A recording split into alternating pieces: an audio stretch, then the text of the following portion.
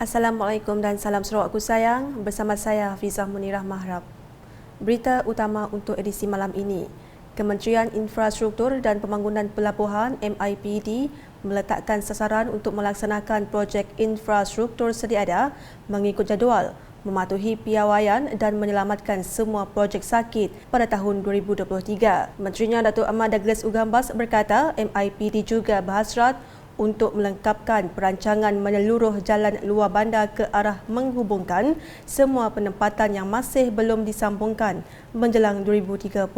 Timbalan Premier Sarawak itu menambah MIPD juga akan mengadakan perbincangan meluas mengenai kajian semula kos pembinaan jalan raya kerana pada masa ini yang masih sangat tinggi. Beliau berkata demikian dalam perutusan sempena Tahun Baharu 2023 pada Sabtu. Mengenai projek sakit, beliau berkata terdapat 91 projek sakit pada Julai 2022 namun bilangan itu telah dikurangkan kepada 35 setakat November 2022. Sehubungan itu, beliau telah memberi tempoh kepada Jabatan Kerja Raya JKR sehingga Julai 2023 untuk menyelesaikan tender kesemua 35 projek sakit.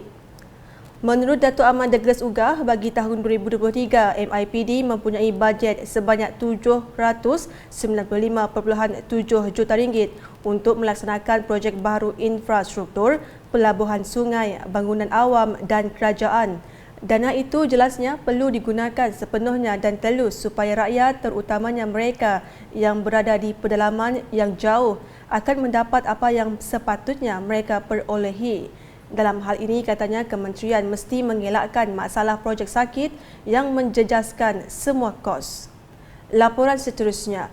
Pemain industri pelancongan, seni dan budaya termasuk industri perkhidmatan pelancongan serta agensi pelancongan diseru agar memberikan pandangan serta cadangan yang membina berkaitan pembangunan industri-industri tersebut di Malaysia. Menteri Pelancongan, Seni dan Budaya Malaysia Datuk Seri Tiong King Sing berkata, kerjasama pihak terlibat dengan kementeriannya diperlukan untuk mempromosikan pembangunan industri pelancongan, seni dan budaya domestik. Menurutnya, kerjasama tersebut akan memastikan industri pelancongan Malaysia menjadi lebih berdaya saing di peringkat antarabangsa sekaligus mengembalikan semula status negara ini sebagai salah satu destinasi pelancongan utama. Tambahnya, tahun 2023 merupakan masa bagi Kementerian Pelancongan Seni dan Budaya Malaysia MOTEK memainkan peranan penting dalam memulihkan kembali industri-industri di bawah tanggungjawabnya. Oleh itu, katanya kementerian itu harus keluar dari zon selesa dan terus memperbaiki diri dengan pemikiran serta kaedah inovatif selaras dengan situasi zaman kini. Beliau berkata demikian dalam perutusan sempena Tahun Baharu 2023 yang dibuat menerusi laman media sosial Facebook. Datuk Seri Tiong menambah, MOTEK serta setiap agensi di bawah seliaannya harus menetapkan matlamat serta petunjuk prestasi utama KPI baharu yang perlu dicapai. Dalam perkara itu, tegasnya pihak kementerian dan agensi-agensi berkaitan perlu berfikir di luar kotak untuk merangka strategi baru serta mencapai matlamat yang ditetapkan. Sementara itu, sokongan yang kuat dan berterusan penduduk setempat kepada Kerajaan Sarawak telah memberi impak yang baik kepada pembangunan di daerah Marudi. Sehubungan itu, Timbalan Menteri Kesihatan Awam, Perumahan dan Kerajaan Tempatan, Datuk Dr. Penguang Manggil, mahu penduduk mengekalkan momentum sokongan supaya pembangunan berterusan dapat dinikmati bersama. Katanya Tahun Baharu 2023 yang akan disambut dan dilalui sememangnya berliku. Namun katanya jika penduduk Marudi dan Baram bersatu hati, adalah tidak mustahil daerah tersebut akan berubah dari semasa ke semasa walaupun ia mengambil masa. Tambahnya, begitu juga dengan pembangunan modal insan yang perlu seiring dengan pembangunan fizikal supaya generasi akan datang dapat meneruskan kemajuan dan pembangunan sesuai dengan perubahan semasa. Beliau berucap dalam sambutan ambang Tahun Baharu 2023 peringkat daerah Marudi di Dataran Marudi pada Sabtu. Terdahulu, Ahli Parlimen Baram, Datuk Anyi Ngau dalam ucapannya menekankan perpaduan dalam kepelbagaian etnik dan agama di daerah tersebut harus dikekalkan bagi menjadikan Marudi sebuah daerah yang harmoni. Program tersebut mendapat sambutan yang menggalakkan daripada penduduk setempat bukan sahaja dari sekitar Pekan Marudi, malahan juga penduduk dari Rumah Panjang kawasan Puyut Lubuk Nibung yang turut hadir bersama. Di Serian pula, pasukan Tangga Mawang muncul juara dalam pertandingan bola sepak Piala YB John Ilius kategori wanita bagi edisi pertama tahun 2022. Ini setelah mereka berjaya menundukkan pasukan N21 Tebeduk 2-1 dalam perlawanan akhir, sekaligus membawa pulang Piala Kejohanan, Piala Pusingan, pingat serta wang tunai sebanyak RM1,500.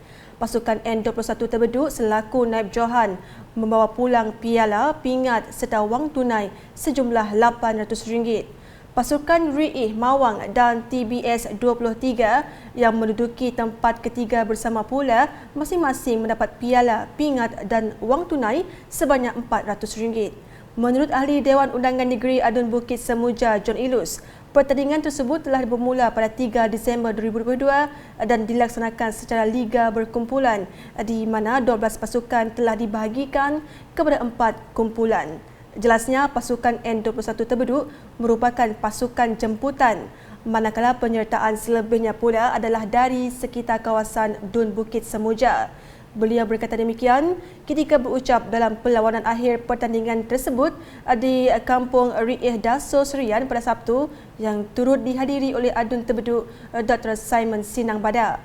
Pertandingan itu bertujuan menarik minat golongan wanita untuk melibatkan diri dalam sukan bola sepak serta menyediakan platform bagi mereka bersaing sesama diri. Ia juga merupakan wadah untuk mencari bakat-bakat baharu yang boleh diangkat ke peringkat lebih tinggi. Manakala Universiti Teknologi Mara UiTM Cawangan Sarawak dengan kerjasama beberapa agensi kerajaan mengadakan program Mahir Wang selama 2 hari bermula Sabtu di Dewan Seri Krian Seratok. Program ini menyasarkan komuniti serta individu bagi menerapkan kepentingan literasi atau kemahiran dalam pengurusan wang bagi menempuh kos sara hidup serta barangan keperluan yang semakin meningkat. Majlis penutupan telah disempurnakan oleh Adun Kelakar Muhammad Duri pada Ahad. Dalam ucapannya, Muhammad Duri berharap agar program ini dapat memberi manfaat dalam tata cara pengurusan kewangan kepada masyarakat. Beliau juga berharap sumbangan akaun simpan SSPN Prime menjadi dana benih atau wang simpanan permulaan bagi penerima untuk memulakan simpanan, sekaligus memberi dorongan kepada ibu bapa untuk memastikan pertumbuhan wang tetap subur dan bertambah serta dapat dinikmati bagi keperluan masa depan anak-anak. Pelbagai aktiviti menarik telah diadakan seperti pertandingan futsal, pertandingan mewarna, pertandingan azan dan permainan berbentuk kewangan. Selain itu, turut diadakan pameran mini dari agensi seperti Perbadanan Tabung Pendidikan Tinggi Nasional (PTPTN), Lembaga Minyak Sawit Malaysia (MPOB), Tabung Baitul Mal dan Jabatan Kesihatan Seratok. Sekian edisi malam bersama saya Hafizah Munirah. Berita lebih lanjut boleh didapati di semua platform media sosial UKAS termasuk portal ukas.sarawak.gov.my dan UKAS channel di YouTube. #menyebar fakta. Salam UKAS.